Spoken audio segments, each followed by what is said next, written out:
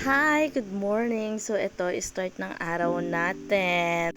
Syempre, nanay for the reels. And yan, praise and worship led by Lalay and the team. So, sobrang happy. Ang ganda ng line up and yung pagkakagawa ng music team. Grabe talaga. And iba din yung peace pag nag-worship ka kay Lord. Grabe, nakakatuwa. And buti na lang may Sunday talaga. Thank you, Lord. Yan, iba talaga ang feeling pag Sunday. And then, yan, tayo ay makikinig ng Word of God. Iba rin talaga pagka nakakapakinig ka rin. And at the end, yan, hello, beso-beso tayo sa mga kumaris natin, mga kamarites and everything. And so, yan, goodbye Lulu. Yan, yung mga bata, super enjoy sila pag ganyan. Tapos, syempre, may naglalambing sa aking pamangkin. Gusto niya parang kantong gigil machi. And then yan, may nilulutong pansit, so char. Ayan na nga, nagsama-sama ang mga masasyoda ay ang mga matatanda upang magluto ng pansit. Na napakaseryoso, diba, si daddy sasalta, ang lahat ay nakikinig, pero kami nandun sa sulok, may iba pinagkukwentuhan together with si YDR. Yan, nakakatuwa lang, sige, tawa lang yan, tawa, masyadong seryoso ang lahat. Ayan, nagsalita na si Mami, it's pack, panis. At syempre yan, nung uwian na, biglang umambon to the rescue ang aking hubby.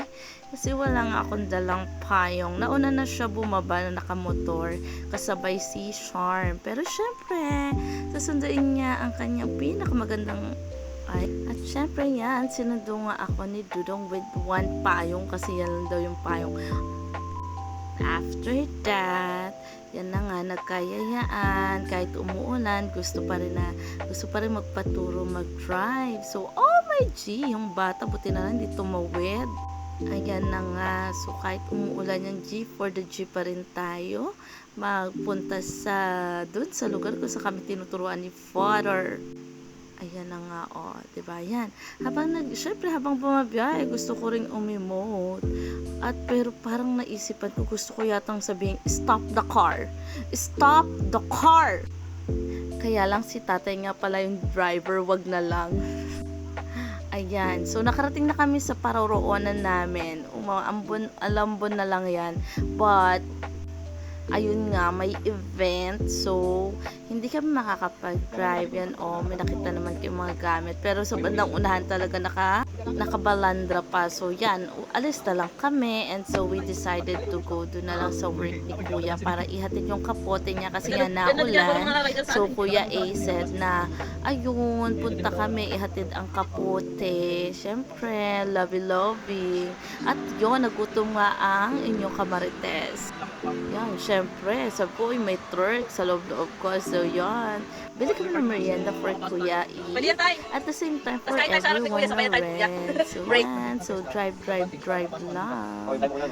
So, I'm excited kasi yun nga, naging road trip ang aming pag-aaral instead na aral-aral tayo mag-drive. Pero hindi na, naging road trip na lang. So, napadaan kami dito. Ito gusto ko talaga itong puntahan. Itong clubhouse na yan. Kasi sobrang overlooking siya. Hindi naman pala sobra, pero overlooking siya. Makikita mo yung Bridgetown and everything. Yan na nga. So, daan tayo sa Green Meadows. Gusto ko rin makapasok dyan.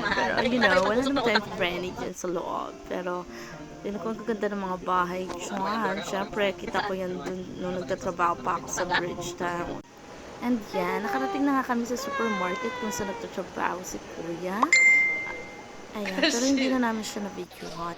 At since yun, ako lang ba yung pag merong nakitang bagong bagay, char or bagong kaalamanan, ay natutuwa? Yan, ako lang ba yung tuntuwa pag may bagong kaalamanan or something na nakita sa labas. Yan, so, yan. Kunwari matalino, pero nag-mix na talaga yung utak ko dyan. Scan. Si Kuya dun sa kabila, chillax lang.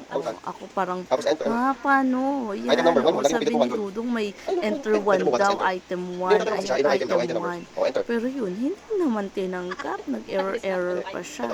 So, sige, yan, experiment lang tayo ha. Syempre, para matuto rin tayo sa mga bagay-bagay.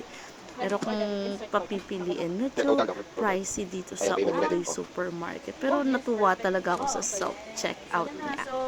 Ayan, syempre pang tubig lang yung kaya nating bilhin. Tubig lang tayo. Yan, kasi meron naman kaming meriendang nabili na. So, yan, pwede na rin pala akong mag-cashier, no? Nakakatuwa din pala mag-pindot ng ganyan, oh. And hindi naman siguro halatang tuwan-tuwa ako. Ayun, lumabas yung resibo. Ang galing. Oh, sobrang na-amaze ako. O, diba yan? So, syempre dapat sulitin. Gusto ko yung plastic or paper bag. O, diba? Napunit. Diba yan? Yung tuwa. Sulitin ang bayad. 27 pesos din yan. So, yun. Bumaba na kami. Ayan. Gusto ko pa sanang i-try. Kumuha sana ng halaman. Eh, kaya napagtanto ko, tapos na yung plantita era ko. Pero natuwa talaga ako. Oh, ang saya-saya ko niya. Parang sarap bumalik para itry lang ulit yung self-checkout niya. Diba? Pangyayamanin. Parang ibang bansa yarn. Siyempre, I'm with tatay. Tatay ko. Pero yan, isang bote lang binili namin to share with everyone. Yan. Siyempre, after namin bumisita kay kuya, nilagay namin yung merienda niya dun sa kanyang motor. Kasi bawal nga sa loob. So, yan. Kumain na lang kami sa parking. Hindi na kami naghanap ng ibang magandang view. Basta dyan na lang. Sama-sama tayong kumain ng Turks. Baka naman, char. Yan. So, paunahan kaming makaubos. Yeah. Charot.